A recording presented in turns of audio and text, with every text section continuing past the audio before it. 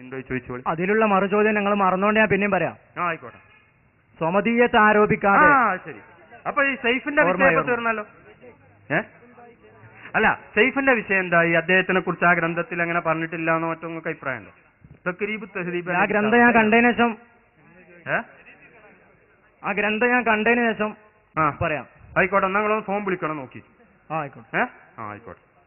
ഏതായാലും ഇപ്പൊ നിങ്ങൾ ഇനി പറയുമ്പൊന്നും ചോദ്യമല്ല. അത് തഖ്രീബ് തഹ്ദീബ് പേജ് വേണമെങ്കിൽ എഴുതി വെച്ചോളിയും. 1344 തഖ്രീബ് തഹ്ദീബ് എന്നൊരു ഗ്രന്ഥമുണ്ട്. ഇനി റഹബി എന്ന് പറഞ്ഞിട്ട് വേറൊരാളുണ്ട്.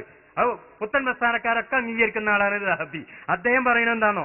കാന അഖ്ബാരിയൻ ആരിഫൻ, പരിചയ സമ്പന്നനായ ചരിത്രകാരനാണ് സൈഫ്.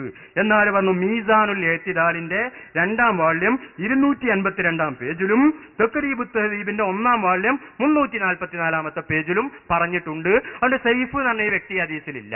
ഇനി വേറൊരു ഹദീസിൽ സൈഫ് ഉണ്ട് നിൽക്കുക. എന്നാ വേറൊരു ഹദീസ് സൈഫ് ഉള്ളതുകൊണ്ട് സൈഫ് ഇല്ലാത്ത ഹദീസ് ലൈഫാവൂല, അതും കൂടി സ്വഹിയാവുന്നല്ലാതെ. ഹദീസ് നിദാന ശാസ്ത്രം എന്താണ്? 2 ഹദീസ് ഉണ്ട്. ഇതിൽ ലൈഫരായ ആളുണ്ട്, ഇതിൽ ലൈഫരായ ആളില്ല. ഇങ്ങനെ ഇതിലുള്ളതുകൊണ്ട് ഇത് ലൈഫാവൂല. ചിലപ്പോ ഇതും കൂടെ ഏതാവും? മറ്റൊരു പരമ്പര സ്വഹിയായ പരമ്പര ഉള്ളതുകൊണ്ട് ഇതും കൂടെ സ്വഹിയാവുന്നല്ലാതെ മറ്റും കൂടെ ലൈഫാകാന്നുള്ള ഒരു നിദാന ശാസ്ത്രം ഒരു ഹദീസ് പണ്ഡിതനും പറഞ്ഞിട്ടില്ല.